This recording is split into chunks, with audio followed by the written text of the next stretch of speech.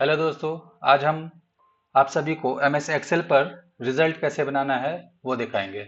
सबसे पहले MS Excel start करेंगे, स्टार्ट में जाएंगे और यहाँ पर हम एमएस एक्सेल सेलेक्ट कर लेते हैं। इस तरह का ब्लैंक वर्कबुक हम इसको ओपन कर लेंगे।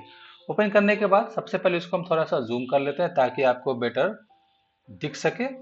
इसमें हम सबसे पहले रो एंड कॉलम्स में हम एंट्री करेंगे।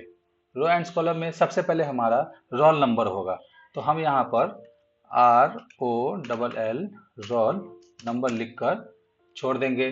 फिर उसके बाद यहाँ पर सब्जेक्ट्स SUBJECTS सब्जेक्ट्स। उसके बाद हम यहाँ पर आगे का कर्म करेंगे। सबसे पहले रोल नंबर भरेंगे, रोल नंबर 1। हाँ, उसके बाद हम इसको इस वाले कॉलम के सेल के एक्टिव सेल जो है उसके इस कॉर्नर पर आने के बाद इसको इस तरह से स्क्रॉल करेंगे। हमें सिर्फ 5 बच्चों का रिजल्ट बनाना है। इस तरह का फिल सीरीज में ऑटो फिल ऑप्शन जो आपको दिख रहा है उस पर क्लिक करेंगे और फिल सीरीज क्लिक करने के बाद 1 2 3 4 5 सब आपको सामने दिख रहा होगा। फिर उससे पहले हम यहाँ पर नेम ऑफ स्टूडेंट पहले लिख लेते हैं। Name of student, name of students. अब आपको दोस्त ये दिख रहा होगा कि ये दोनों सेल में नजर आ रहा है। इसको हम क्या करेंगे कि ए और बी सेल पे आकर इस तरह का एरो आपको दिखेगा। इस पर क्लिक करने के बाद अपने माउस के लेफ्ट बटन से इसको स्क्रॉल करेंगे, मूव करेंगे, ड्रैग करेंगे, तो ये इस तरह का गैप बनकर आ जाएगा। अब हम इस पर किसी 5 बच्चे का नाम एंट्री करेंगे। 5 बच्चे का नाम एंट्री करने के बाद हम यहाँ पर सब्जेक्ट्स लिखेंगे। सब्जेक्ट SUBJECT सब्जेक्ट्स लिखने के बाद हम उसके बाद यहाँ पर सब्जेक्ट्स का नाम भी देंगे। सब्जेक्ट्स के नाम को देने के लिए आपने देखा कि हमारे पास कॉलम नहीं बचे। हम क्या करेंगे, 1 और 2 ये दोनों सेल के बीच में जाएंगे और उस पर राइट क्लिक करेंगे। ये इंसर्ट सेल का ऑप्शन आपको मिल गया। अब जो मुझसे छूटा था सब्जेक्ट लिखना, वो आप यहाँ पर इजीली लिख सकते हो। अब यहाँ पर आप सब्जेक्ट्स में maths, science, English, SST, Hindi, इस तरह से हम इसको लिख लेते हैं पांचों सब्जेक्ट। अब आप देख रहे होंगे सब्जेक्ट जो है वो सेंटर पे नहीं है। हम इन सभी को सबसे पहले मर्ज एंड सेंटर कर लेंगे। मर्ज एंड सेंटर करने का मतलब हमारे ये पांचों सेल जो है वो आपस में मर्ज हो जाएगा और ये सेंटर पे आ जाएगा। अब हम नेम ऑफ ए स्टूडेंट कुछ भी लिखें, जैसे RAJU, राजू, रवि,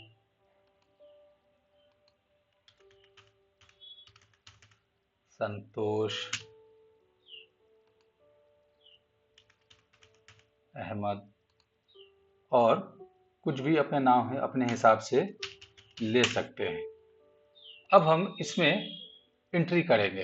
अब हम कुछ मार्क्स इसमें एंट्री करेंगे, जब ही हम कैलकुलेट कर पाएंगे। तो मार्क्स हमें एंट्री करना होगा।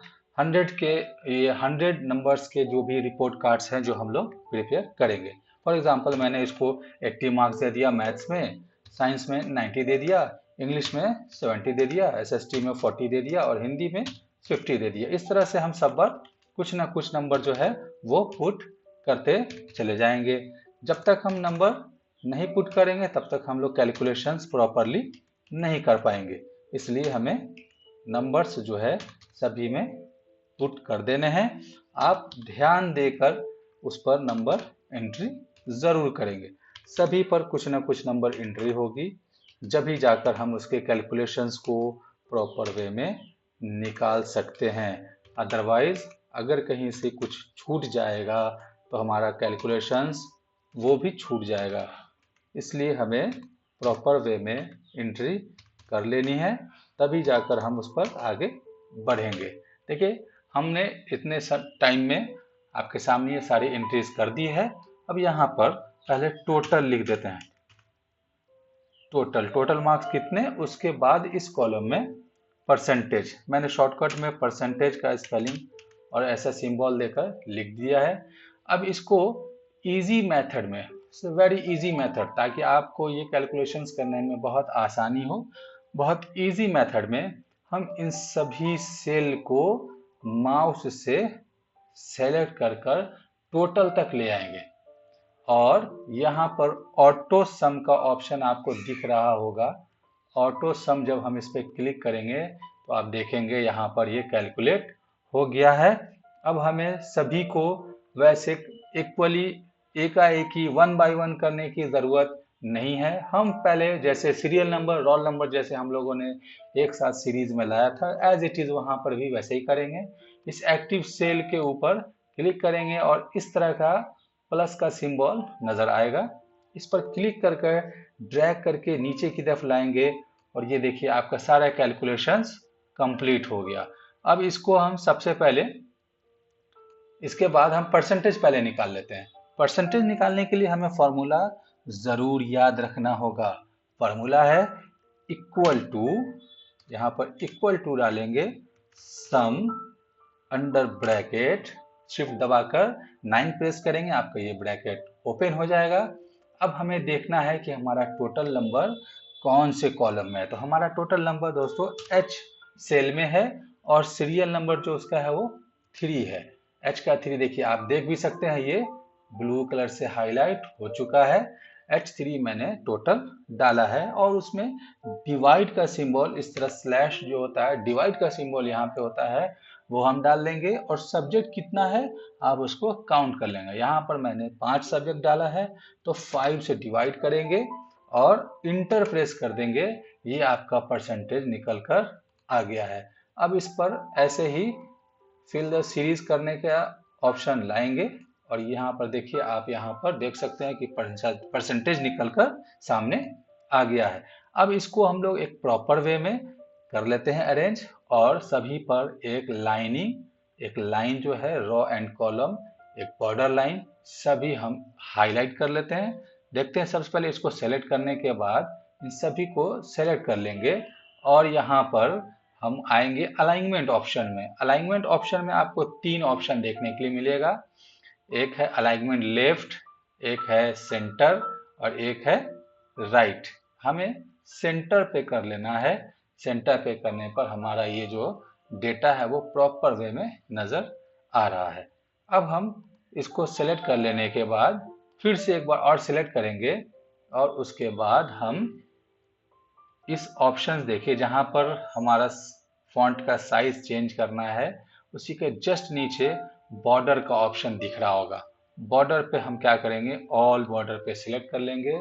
इस तरह से हमारे पेज पर सारे बॉर्डर्स आ चुके हैं। चेक करने के लिए फाइल में जाएंगे, प्रिंट ऑप्शन पे क्लिक करेंगे। ये देखिए प्रीव्यू आपको यहाँ पर सामने नजर आ रहा है कि सभी सब्जेक्ट जो है वो आपके प्रॉपर वे में अरेंज होकर लाइनिंग भी आपको दिख रहा होगा।